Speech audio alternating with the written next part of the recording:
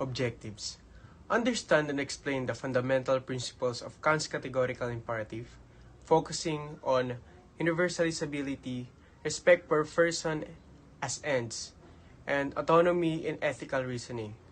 Strengthen critical thinking and moral reasoning by analyzing ethical choices and justifying conclusions through Kant's philosophy framework. Engage in collective evaluation to create and present a structured project that demonstrate practical applications of Kantian ethics and revolving ethical challenges. Objectives: understand and explain the fundamental principles of Kant's categorical imperative, focusing on universalizability, respect for person as ends, and autonomy in ethical reasoning. Strengthen critical thinking and moral reasoning by analyzing ethical choices and justifying conclusions through Kant's philosophy framework. Engage in collective evaluation to create and present a structured project that demonstrate practical applications of Kantian ethics and revolving ethical challenges. So in this part, this is the three important formulations. So number one is universalizability.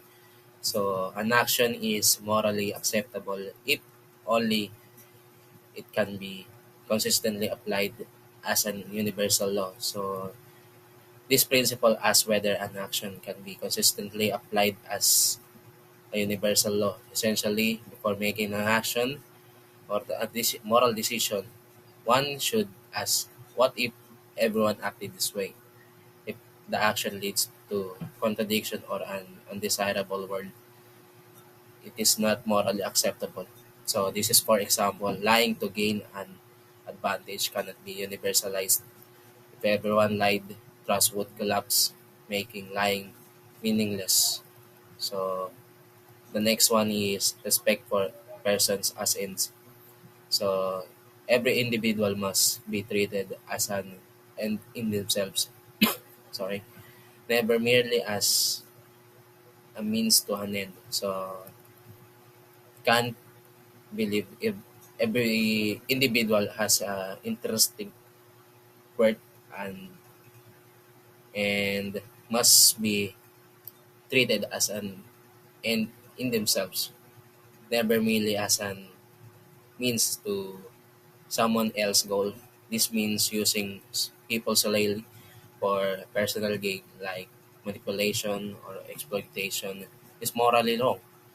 Ethical action must recognize and respect the dignity of all individuals rather than treating them as a tools for achieving personal objectives. So the last part is autonomy in moral legislation. So moral agents must act according to self-imposed rational law, free from to external influences. So Immanuel Kant held that moral agents must act accordingly to self-imposed rational law. So this means morality should be based on reason rather than emotion or external influences. Each person should make ethical choices by following rational principles they believe that should apply universally, rather than just obeying authority or societal or social norms blindly.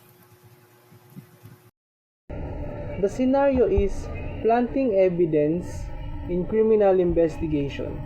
Officer Pablo investigating a known criminal, Gerald, who has been involved in multiple cases but has evaded justice due to lack of concrete evidence. In a recent armed robbery case, Pablo is determined to find proof that will secure Gerald's conviction. During the investigation, Pablo faces pressure from authorities and the public to close the case quickly. However, legal procedure required solid evidence that can withstand security in court. As a law enforcement officer, Pablo must follow ethical standards to ensure justice is properly served while maintaining integrity in the investigate process. Universability, if were acceptable manufacturing evidence everywhere, the judicial system would be disputed and there would be wrongful conviction and rampant corruption because this cannot be done everywhere without coordination. It is not permissible. The principle of universability highlights that if manufacturing evidence were deemed acceptable universally, it would lead to collapse of trust in judicial system. Such action would result in innocent people being punished and allow corruption to creep unchecked. Therefore, since this practice cannot be morally justified for everyone, it is clearly impermissible. Respect for person as ends, so suspect in criminal cases should be dealt with as human being with rights, as not means of convicting them. Moral law enforcement promotes justice where all investigation as conduct respecting the dignity of the parties concerned. Respecting individuals as ends means recognizing their inherent dignity and treating them fairly, regardless of suspicious or guilt. Using a suspect merely as tools to secure convictions, humans them as violates their rights.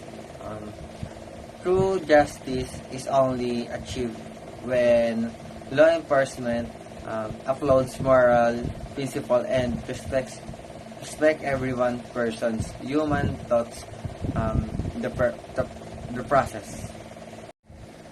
Autonomy and morals legation. A rational moral agent should act in according with universal moral law and respect truth and justice above external influence. Holding integrity, it is accordance with rational moral obligation. Autonomy and moral legation reminds that true morality comes from within, guided by reason and universal principle. A person who acts with integrity choose what rights, even when influenced by external pressure. Upholding with truth and justice reflect our duty, rational moral being in a just and society. Challenge 1. Absolute moral rules. Objection. Kantian ethics demands absolute moral rules with no exceptions, and it cannot fit well into real-life complexities. Discretion is sometimes required in criminal investigations, but in Kant's system, forbids actions such as lying even if required. Example, a police officer undercover has to deceive others about his identity in order to penetrate a criminal network. Deception is not allowed according to Kantian ethics, but without it, police would be unable to dismantle criminal networks. Counterpoint, although Kant's theory prohibits lying categorically, police still have to weigh moral principles against necessity. Kantian ethics can be an ideal, but rigid adherence might hamper investigate work. Challenge 2. Neglect of circumstantial justice. Objection. Kant's categorical method doesn't take into account personal situations or contexts, but applies the same moral rules to everyone all the time, regardless of the situation. Example, consider a detective withholding sensitive information from the public in order to avoid causing mass hysteria. Kantian ethics would require full disclosure, but indisclosure may put lives in danger or compromise an ongoing investigation. Counterpoint, although honesty is a moral obligation, a more context-dependent ethical system, for example, virtue ethics, enables the police to achieve greater societal welfare without losing integrity. Challenge 3. Consequential blindness. Objection. Kantian ethics is consequence blind and attends to duty-based morality alone. But in criminal justice, outcomes are important, particularly when it comes to violent criminals or loopholes in law. For example, refusing to employ misleading methods with a serial offender can enable them to keep carrying on in unmonitored, constrained fashion, causing greater injury. Dogmatic obedience to duty overlooks the practical consequence of not acting. Counterpoint, though Kant excludes consequence-based thought, some moral discretion is required. A balance between Kantian moral purity and practical justice provides a way for legal system to stay both just and efficient. So, good day, sir. My name is Vincent A. Saison from BS Criminology 1A of B13A. This is the section of Critics Devil Advocate Summary. So, Kant's categorical imperative, though advocating ethical integrity and justice, encounters difficulties in being applied to criminal investigations. Critics point to its strict moral codes, inflexibility of context, and ignoring consequences, rendering it difficult to implement in law enforcement situations. It is a rigid commitment to universal moral principles prohibits necessary discretion, like undercover operations where lying is necessary. So Kant's philosophy does not provide room for a real-world nuisance. So rendering cases like without sensitive evidence might be problematic. So despite this limitation, the text acknowledged that Kantian ethics uphold responsibility and justice, discouraging corruption and manipulation. So the argument suggests that criminal investigation might benefit from a flexible ethical framework, one that balances moral integrity with practical necessity. This is the conclusion. Kant's ethical theory offers a solid platform for justice based on universal moral codes and human dignity respect.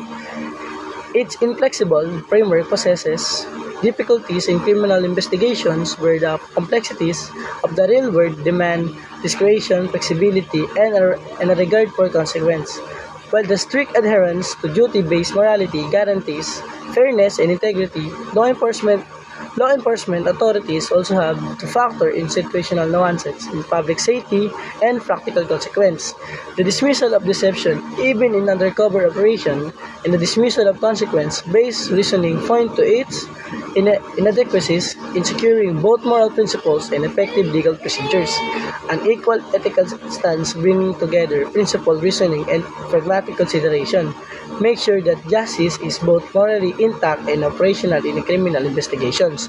By bringing along flexibility without giving up integrity, law enforcement offers can tackle ethical challenges in a manner that saves both fairness and society well-being.